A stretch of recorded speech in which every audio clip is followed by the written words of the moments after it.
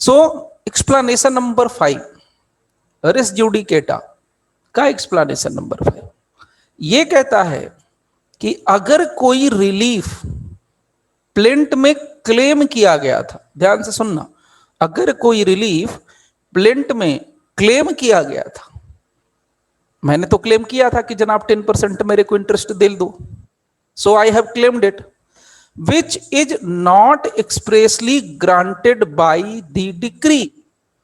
लेकिन डिक्री में expressly grant नहीं किया गया। देखो शब्द को पकड़ो, एक्सप्रेसली, एक्सप्रेसली का मतलब बिल्कुल लिख करके नहीं ग्रांट किया गया।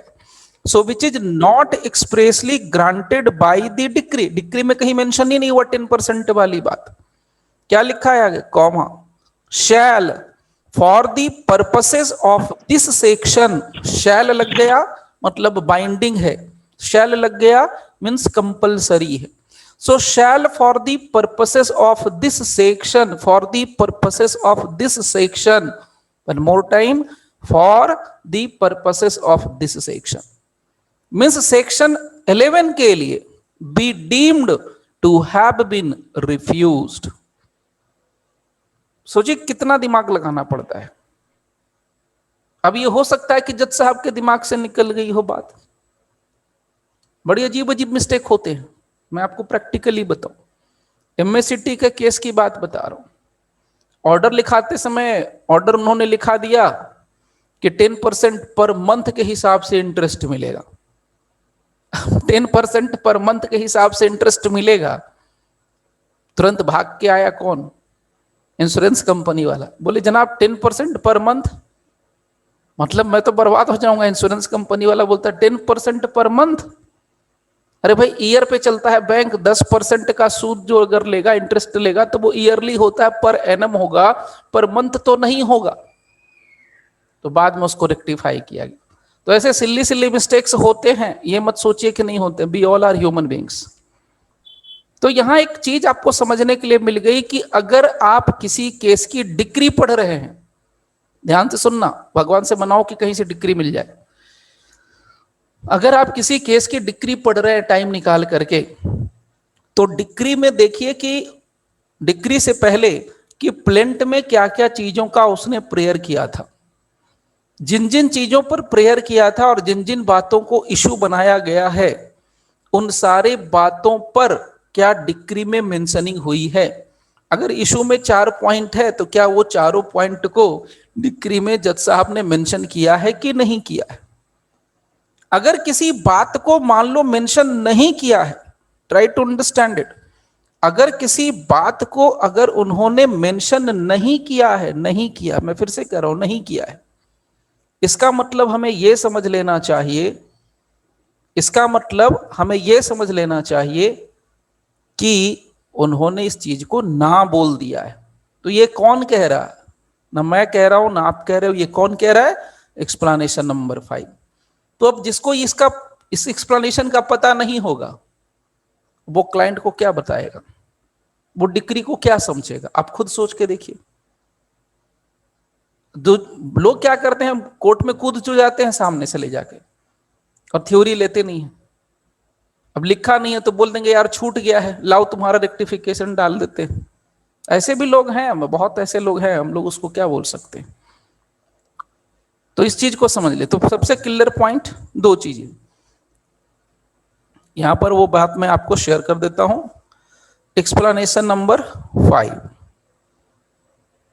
जो सिर्फ पॉइंट है वो लिखने की जरूरत नहीं पड़ेगी, लेकिन यहां पर क्लियर का explanation number 5 which is not expressly granted by the decree, so relief is claim. तो आप इसको याद रख सकते हैं, जैसे याद रखना है रखिए। तो आप यहां लिख सकते हैं एक्सप्लेनेशन नंबर 5 के बारे में, if any relief has been claimed by party, यानी प्लेंटिफ कर सकते हैं या कोई भी हो सकता है, तो इसलिए चलो पार्टी कर देते हैं शॉर्ट में, party in A suit but is not, यहां क्लियर लिख रहा हूं not, not not expressly granted in the decree। तो डिक्री में भाई ग्रांट नहीं हुई, not expressly granted in the decree. What it means, it will be it will be deemed to have been refused। इसका मतलब हो गया कि भाई आपने, एक सिविल जज ने उस प्रेयर को रिजेक्ट कर दिया, उस प्रेयर को रिजेक्ट कर दिया। एंड द मैटर, अब क्या होगा, एंड द मैटर अपने रेस जुडिकेटा पे आएंगे तो रिफ्यूज कर दिया। देखो रिफ्यूज कर दिया इसका मतलब हर्ड एंड फाइनली डिसाइडेड है। ये मैं नहीं कर रहा हूं, ये आप नहीं कर, एक्सप्लेनेशन नंबर 5 कहता है कि भाई रिफ्यूज कर दिया, मना कर दिया। नहीं लिखा है तो इसका मतलब आपको ये मान के चलना है कि मना कर दिया। बहुत सी चीजें यहां पर मानने के लिए मिलेंगी। जैसे एक और एग्जांपल देता हूं, अगर सम्मन भेजा जाता है डिफेंडेंट को और डिफेंडेंट कहता है कि जी मुझे सम्मन नहीं लेना, और जो प्रोसेस सर्वर गया था सम्मन लेकर के सम्मन सर्व कराने के लिए, वो अपनी रिपोर्ट बना करके भेजता है कि जी सम्मन लेने से मना कर दिया।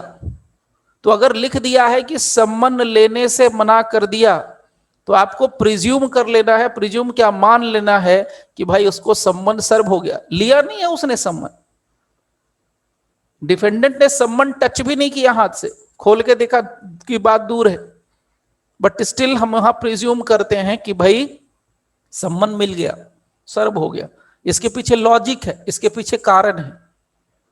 सीपीसी कहता है कि अगर कोई सम्मन सर्व हम करते हैं डिफेंडेंट की तरफ, डिफेंडेंट को, तो उसका पर्पस होता है कि डिफेंडेंट को इस बात का नॉलेज हो जाए कि भाई तुम्हारे खिलाफ एक मुकदमा फाइल हुआ है।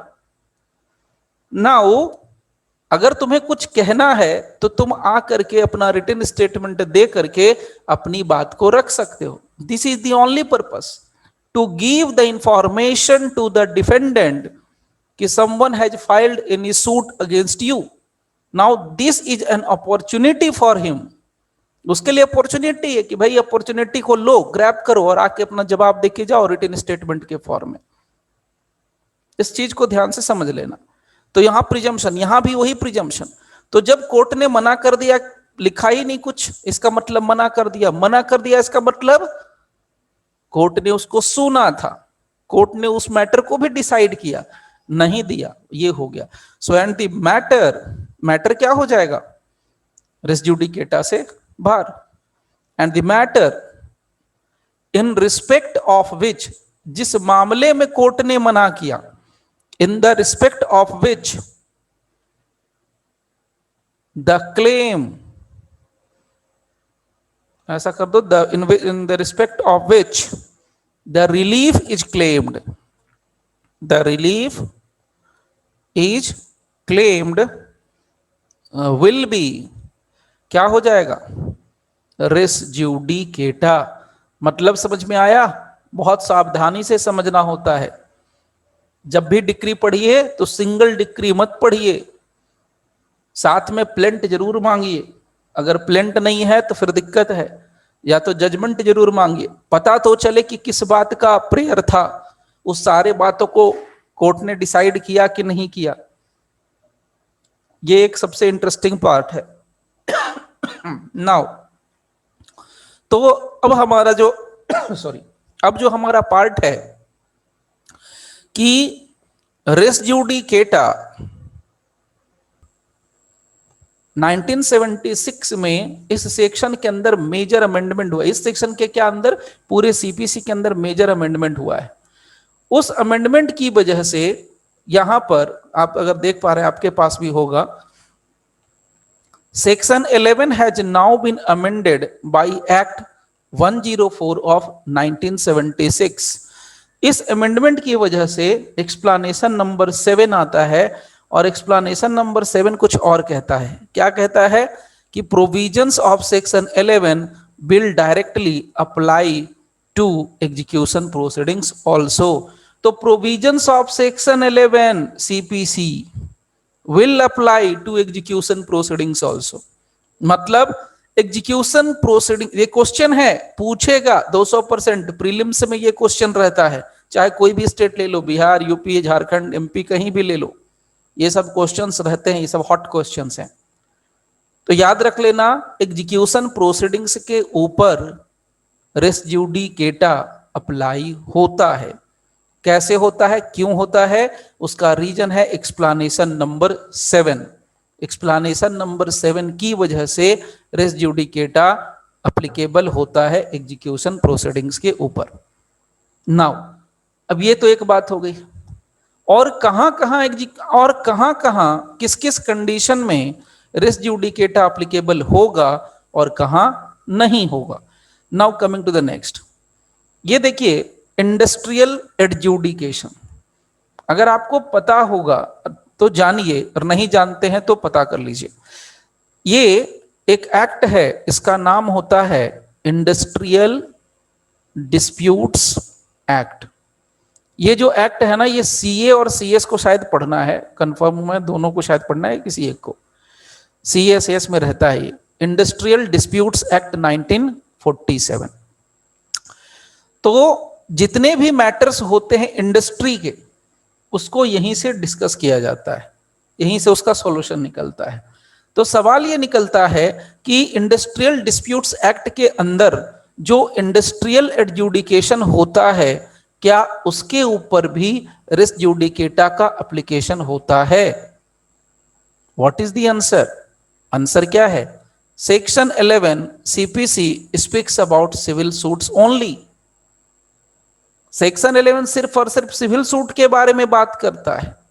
The general principles underlying the doctrine of res judicata apply even to the industrial adjudication, even to an industrial adjudication.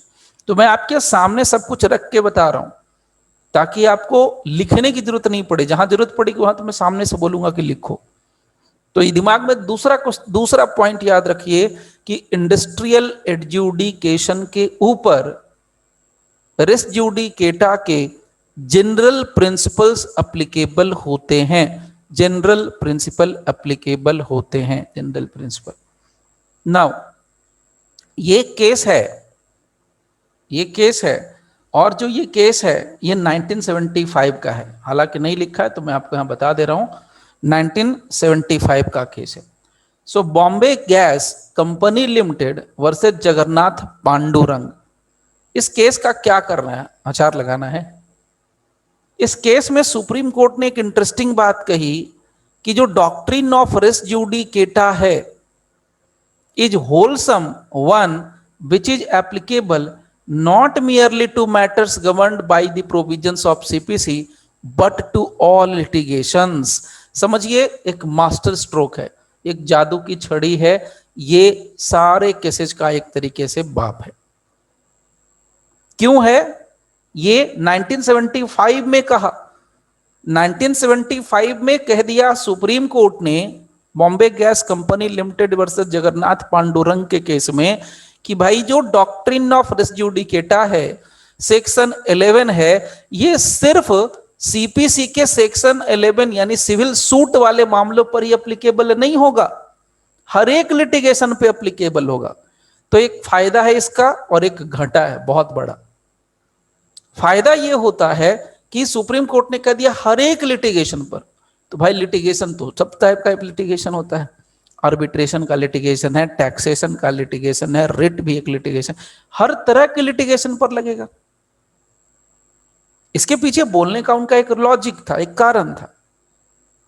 वो चाहते थे कि मैटर को बार बार, एक ही मैटर को बार बार ट्विस्ट करके कोर्ट के सामने न लाया जाए, एक ही मैटर को बार बार ट्विस्ट करके न लाया जाए। इसीलिए क्या किया गया, कंस्ट्रक्टिव रेस जुडिकेटा का भी कॉन्सेप्ट लाया था। नवाब हुसैन, यू स्टेट ऑफ यूपी केस मैंने बताया था, नौकरी से निकाल दिया था सब इंस्पेक्टर को। तो भाई रेस जुडिकेटा ही नहीं, कंस्ट्रक्टिव रेस जुडिकेटा भी लगेगा तो उसका ट्रायल बार हो जाएगा। तो ये बात आराम से बिल्कुल क्लियर होकर, कूल होकर बता रहा हूं, और आपको भी कूल होकर सिर्फ सुनना है। तो याद हो जाएगा, फेज तो आपके पास ही है, हर एक लिटिगेशन पर लगेगा। लेकिन ऐसा नहीं होता है, प्रैक्टिकली में ऐसा नहीं होता है, पहले बता दे रहा हूं। ठीक है, आगे चलते हैं। ये रहा टैक्सेशन का मैटर, कहीं लिखा होगा जरूर, ये रहा टैक्सेशन। क्या टैक्सेशन के मैटर पर, टैक्स के मैटर पर रेस जुडिकेटा लगेगा या नहीं लगेगा? देखिए, टैक्सेशन क्या होता है तो वो आपको समझना चाहिए।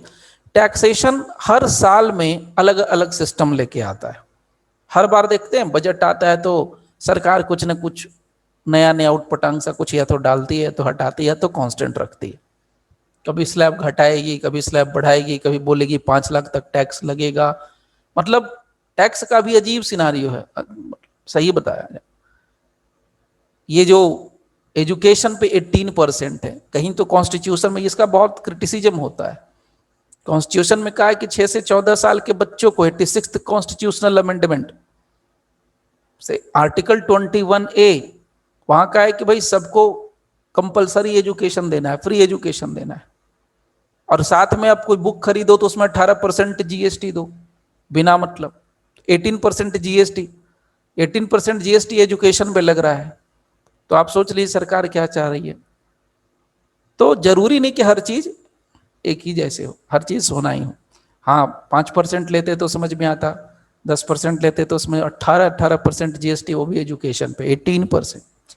खैर, मुद्दे की बात करें। मुद्दे की बात यह है कि टैक्सेशन में हर ईयर कुछ ना कुछ अलग होता है। वही बात यहां मेंशन है। Each assessment year being an independent unit, a decision for 1 year may not operate as res judicata in another year। सही बात है भाई। एक साल अगर आप बात करो तो एक साल बोल दिया कि 5 लाख का स्लैब बनाएंगे, यानी कि 5 लाख तक जिनकी इनकम होती है साल में, उनको 0 टैक्स देना है। आज की तारीख में 5 लाख में कुछ होता नहीं, फैक्ट यही है। खैर, वो अलग इशू है। तो 5 लाख तक के लिए अगर जिनकी सैलरी आ रही है उनको टैक्स नहीं देना है। आपको तो टैक्स देना पड़ेगा, आप सबको देना पड़ेगा। आप सबकी सैलरी 27,000 के पे स्केल में आती है, सिविल जज जूनियर डिवीजन। एडीजे को तो और देना पड़ेगा, एडीजे वालों का तो और भी हाल है। तो उनके लिए भी और आपके लिए भी, सबके लिए क्या है, टैक्स देना पड़े। तो जो आपने इनकम किया उसके ऊपर टैक्स। तो जरूरी नहीं है कि जो साल आपने जो टैक्स दिया, जितना परसेंट दिया, वो अगले नेक्स्ट ईयर में सेम होगा। वो असेसमेंट ईयर के हिसाब से चेंज हो सकता है। तो जो चीज असेसमेंट ईयर के हिसाब से, यानी मैटर इन इशू जहां चेंज कर जाएगा, वहां रेस जुडिकेटा के लगने का चांसेस नहीं के बराबर है। इसीलिए कहा कि रेस जुडिकेटा टैक्सेशन के मामले में नहीं लगता है। Point number 1। फिर मैं कह रहा हूं लगता भी है। ध्यान से सुनना, फर्क क्या है। यहां दूसरी बात आती है, कहता है कि यदि सिर्फ प्योर क्वेश्चन ऑफ लॉ हो, for example constitutional validity of A statute, अगर टैक्सेशन में सरकार ने कोई ऐसा अमेंडमेंट दिया या ऐसा कोई प्रोविजन है जो जिसकी कॉन्स्टिट्यूशनल वैलिडिटी की बात हो जाती है, तो अगर किसी के कॉन्स्टिट्यूशनल वैलिडिटी की बात हो जाती है, तब उस कंडीशन में रिस जुडिकेटा एप्लीकेबल होता है। तो वही बात यहां पर मेंशन है। It may not be easy to hold that the decision on the basic and material issue would not operate as res judicata. तो यहां पर नॉट लगा है और यहां पर भी नॉट लगा है। इसको देख के ये मत पढ़ लेना, समझ लेना कि नहीं लगा है। यहां पर इसको मिला के पढ़ना, यानी सीधी बात है, यहां लगता है। ठीक है, जहां कॉन्स्टिट्यूशनल वैलिडिटी की बात होती है वहां पर। तो ये हो गई दूसरी बात। नाउ अभी तक हम लोगों ने क्या क्या देख लिया, थोड़ा रुक करके समझ लें रिवीजन पॉइंट से। सबसे पहली बात हम लोगों ने देखी कि अगर कोई रिलीफ क्लेम करते हैं हम, तो रिलीफ नहीं मिला तो भी उसको हम बोलेंगे heard and decided by the court. तो ये बात एक्सप्लेनेशन नंबर 5 से आती है। उसके बाद एग्जीक्यूशन प्रोसीडिंग्स की बात करते हैं, तो एग्जीक्यूशन प्रोसीडिंग्स पर भी लगता है। और ये बात आपको अगर ये ध्यान देनी है तो ये बात यहां से निकल के आती है। ठीक है, यहां पर the provisions of this section shall apply to a proceedings for execution of a decree। तो ये जो एक्सप्लेनेशन नंबर आप 7 देख रहे हैं ये एग्जीक्यूशन ऑफ डिक्री पर है, यानी एग्जीक्यूशन ऑफ डिक्री पर भी अप्लीकेबल होता है। इसके अलावा नेक्स्ट जो हम लोगों ने पॉइंट समझा वो था इंडस्ट्रियल एडजुडिकेशन। उसके बाद जो अभी जस्ट देखा वो था taxation matter. Now moving to the next point. Next point is related with public interest litigation.